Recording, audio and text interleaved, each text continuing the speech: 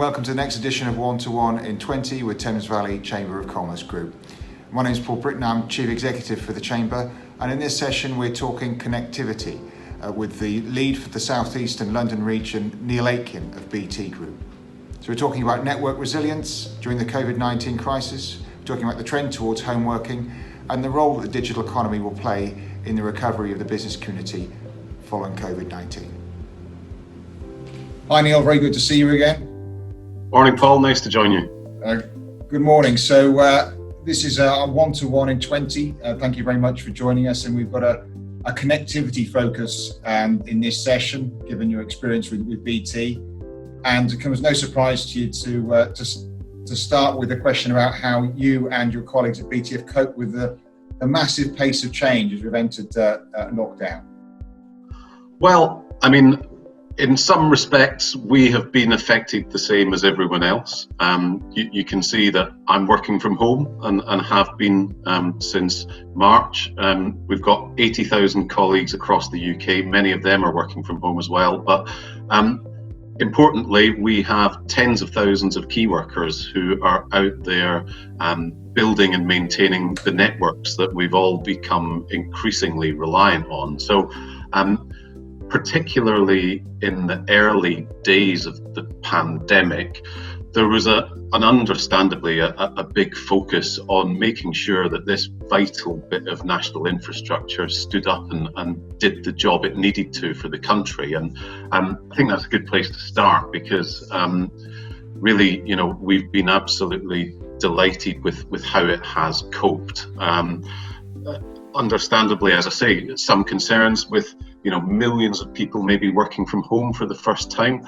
What would that do to the network? Would it stand up to that challenge? And it really has passed with flying colours. Actually, we've seen, you know, different patterns of traffic.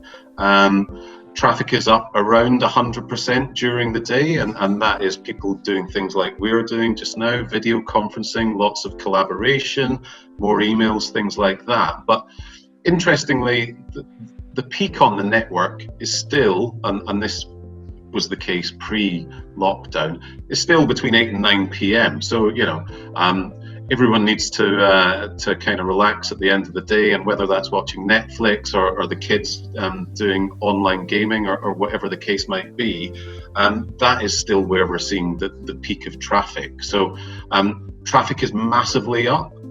We've set records for how much is going over the network. I'll give you one stat which is a little bit mind-blowing. I think it's hard to get your head around this, but in a single day on the network, 103 petabytes of data were transferred, and a petabyte is a million gigabytes. So that 1 petabyte equates to 13 years worth of HD video. So that just gives you a flavour of you know, how much we are relying on digital connectivity at this time. And you know, as I say, we're really pleased that that we've managed to keep that side of things working flawlessly. I mean, there's a huge amount of interest just around how the network has coped, and delighted to hear that even in spite of that peak and the role of whether it's home shopping or home working and online delivery and this network operations center that you have, this kind of hidden gem, has had to be a lever pulled at any stage? Because I know you can respond when the network's under pressure.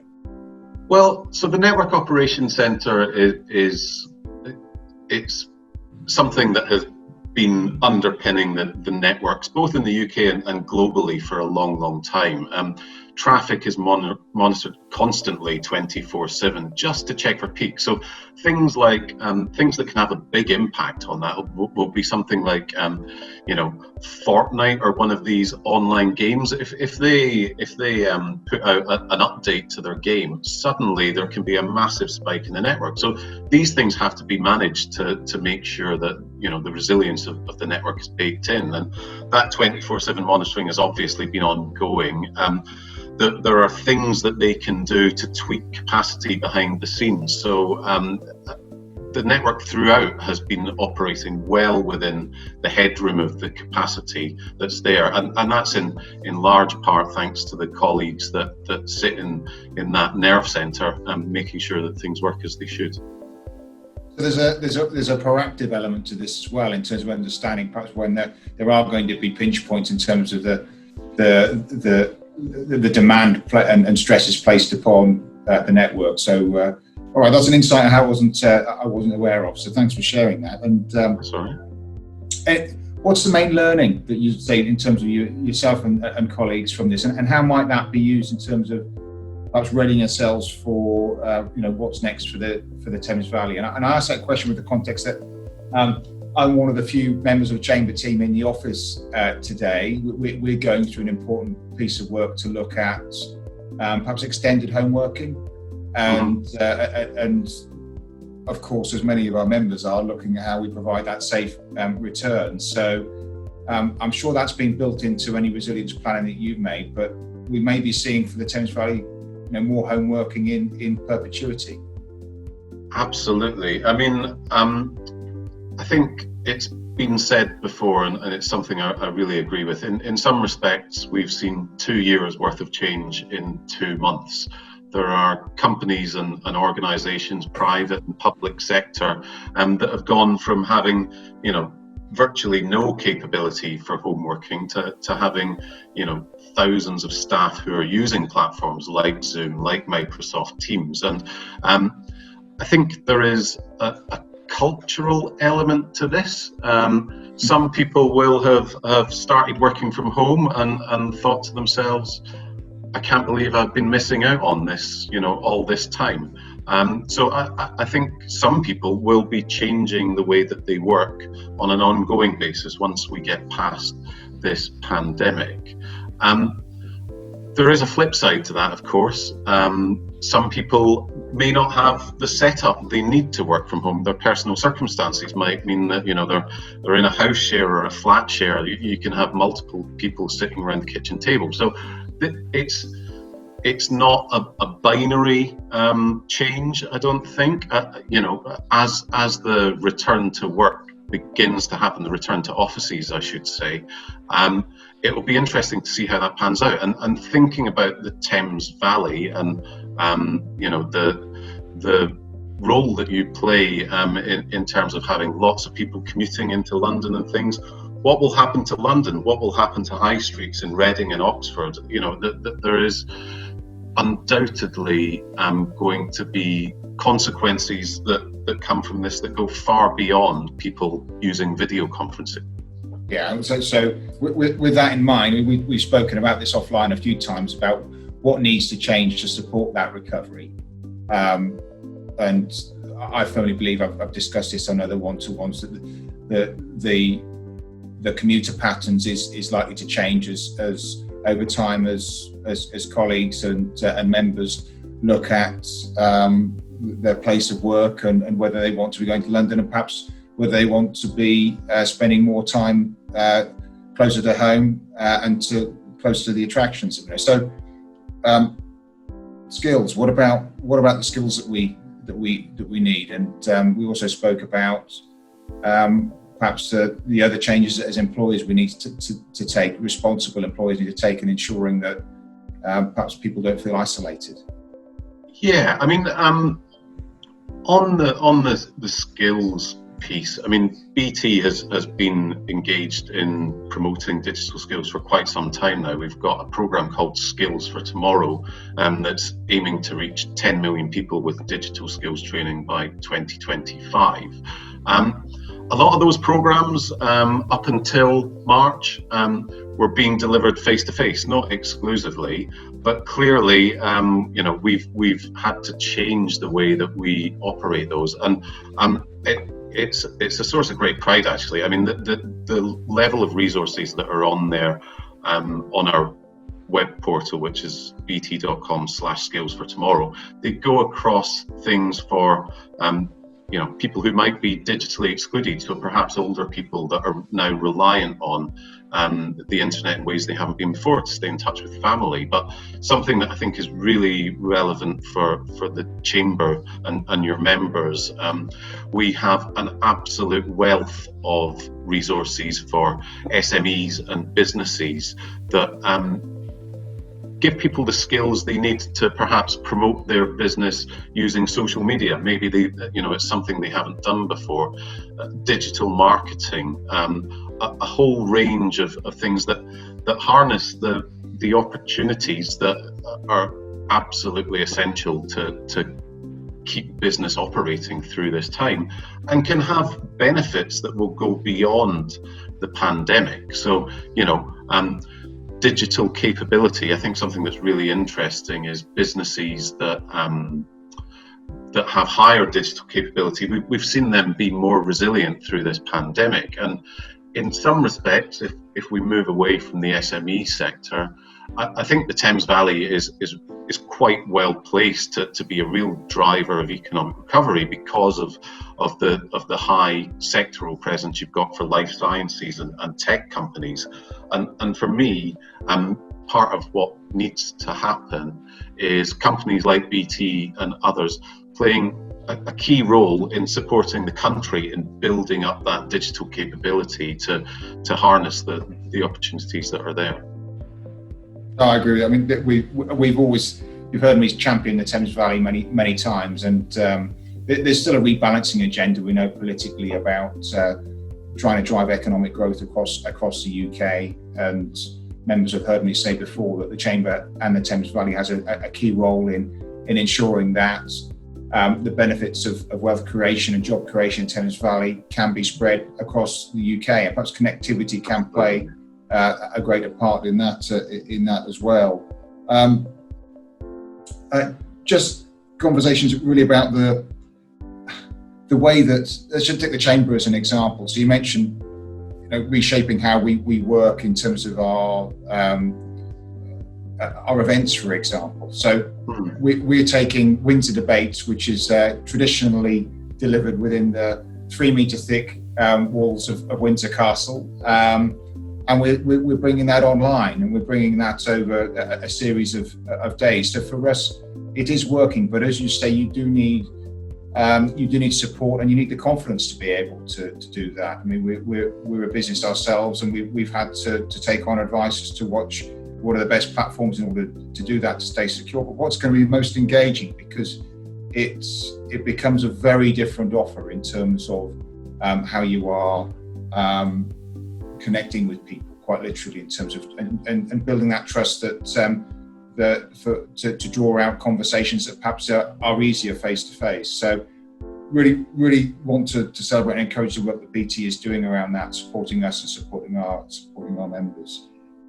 Let's talk, as we can, more about the future for the Thames Valley, and we're certainly seeing within our membership, and we're doing this ourselves, about perhaps the role that connectivity can play as we look to travel a little less, as we do look to work from home, and perhaps a greater understanding and appreciation of the environmental impact that we contribute to. I'm really keen to see that play a key role within our Business Manifesto for next year and beyond. So any thoughts you can share about perhaps any other behaviours that you've seen from your customers, or any thoughts that you've got in terms of what role connectivity can obviously play in reducing our environmental footprint? Yeah, I mean,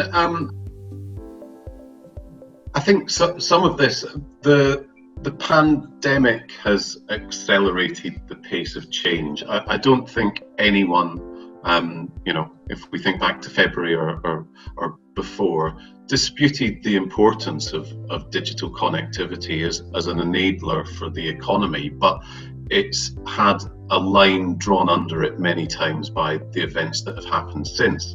And of course, skills and the capability to use it is one part of the picture, but infrastructure is clearly key to make this happen as well. So last month we had our annual results, and our chief executive Philip Janssen announced a generational investment in fibre for the UK. So we're talking about £12 billion of additional investment to reach 20 million premises by the mid to late 2020s. And that is going to be absolutely crucial for driving the new economy, the fourth industrial revolution.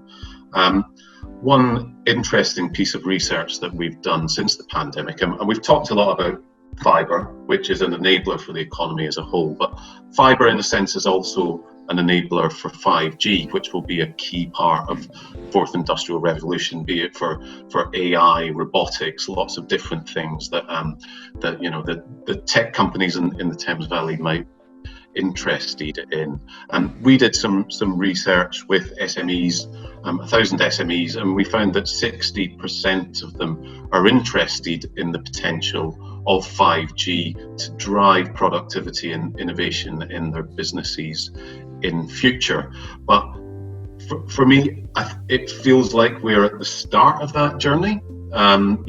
What we need to do is build up the understanding of the possibilities that this can open. So I think the Chamber can play a great leadership role through the Business Manifesto to draw out some of the possibilities that 5G will present. That gives me great encouragement, because that really is the focus for us right now. We're looking to recalibrate our Business Manifesto, which is going to inform our events program and all of our resource and priorities for next year in our business planning. And what we want to try and avoid is just that COVID becomes a bookend to the discussion. COVID-19, the pandemic, should really not just frame that discussion, but actually really shape it and make sure that we have a very clear and robust understanding as to how it's going to change the demands and pressures upon business, but also, as you put out there, what awareness we need to raise within the business community. Are there any other roles that you can see? I mean, we've got our Business Manifesto Action Group coming up in the next couple of weeks. I mean, what else would you like to see from the Chamber or from other organisations, the key sectors that perhaps you mentioned earlier on, just so that we can give confidence, I think, to businesses large and small across the Thames Valley that the future is perhaps brighter than we're hearing on the news? I think we have to use this time as a catalyst for change. I forget who said it, but there's a saying, never waste a crisis. So I think this is about seizing the opportunity to try and build back better, and to pick up on something that you touched on earlier. I think making sure that this is a green recovery is something that we need to focus on in a big way. And of course, digital connectivity can play an important part in that. We've talked about possibly changing working and commuting patterns. Digital connectivity is the enabler of that. But more broadly, BT, we recently made an announcement in relation to our path to net zero. So we've committed to become a net zero business by 2045.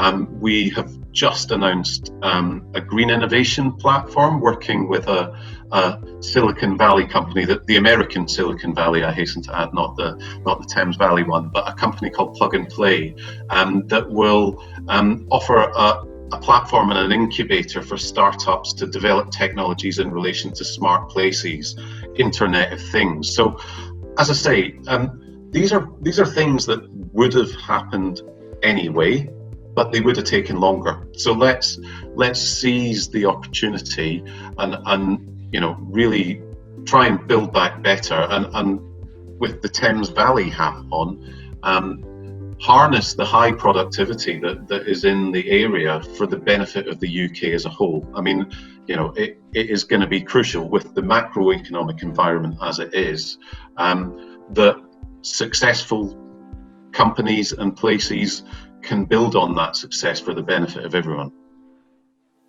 I think that's the tone and the spirit that I think we're looking to project. It is challenging times, and no doubt you'll be aware. Of course, you're aware that for many businesses at the moment, they're perhaps still in crisis mode and responding to that. Other sectors are much further forward in terms of their post-COVID-19 planning.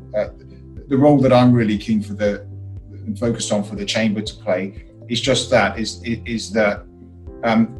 Yes, we're able to work with those companies that are perhaps falling behind, and for one reason or another, and support them with the kind of online upskilling that you've mentioned, but also to make sure that where we have got centres of excellence, and there are many of those, that we continue to shout and champion about those, and almost like make sure that benefits also cascades down through the supply chain as well, which I think we could do more of, and perhaps in terms of changes to procurement policy, and changes to how we're looking at building resilient supply chains. That's a role that I think the Chamber can actively play our part in. So, absolutely, and I know that obviously you are very engaged with the work that the British Chambers do, and I applaud the case that they've been putting forward to government throughout this time. But for me, I think infrastructure spending will be crucial through this, and some of that will be privately funded. But of course, the government has commitments in this area as well across, a whole range of infrastructure projects, be they digital or physical infrastructure. And I think that is something that will have to play a crucial part in driving the recovery. Okay, we've spoken a lot about infrastructure and connectivity. Let's just spend the closing part of this session focused around perhaps the more human aspect of the recovery. And I mentioned earlier around the mental health and well-being, and you were involved in our session yesterday. I was tied up in our board and president's assembly meeting, so I'm going to catch that online later. But we had input from Thames Water, from Bayer, and from the key vaccine developer Sanofi around the work that they're doing around mental health, and our call to action for the leadership role that the Chamber and our members could and should play in that. So, are there any takeaways from that session in particular that you found useful, and also is there anything that you would like to put across from a BT perspective on this? Is what's obviously more than ever is a really important subject for everybody. Absolutely, we are in strange times, aren't we? I've probably not been more than 3 or 4 miles away from the house for months now, and I think for me personally, but also for BT as a business, we employ over 1,000 people in the Thames Valley, 80,000 people across the UK. If they are facing mental health challenges, be they related to the pandemic or not, then that is bad for business. So it's absolutely vital that a focus is put in this area, because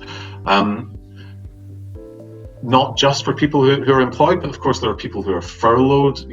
I think that unfortunately we will see the unemployment going up across the country.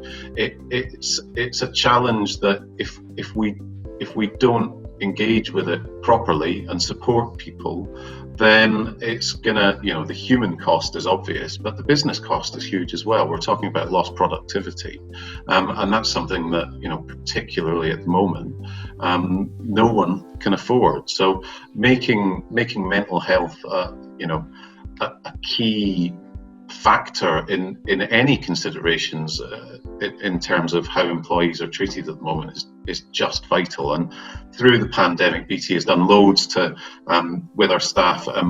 We've stepped up the kind of research we're doing with people, checking in with surveys on how people feel. There's a whole wealth of resources that have been made available, free access to Headspace and different apps like that. So there are steps that people can take. And again, this is something that, let's build on the positive things that are happening at the moment and make sure that the positive changes last well beyond 2020 when we get back to normal and perhaps we can go to Windsor Castle for a nice meal. Yeah. I'm just going to use the opportunity just to give a shout out to David Saab, our Business Alliance Manager, who works closely with you as well, Neil. He's been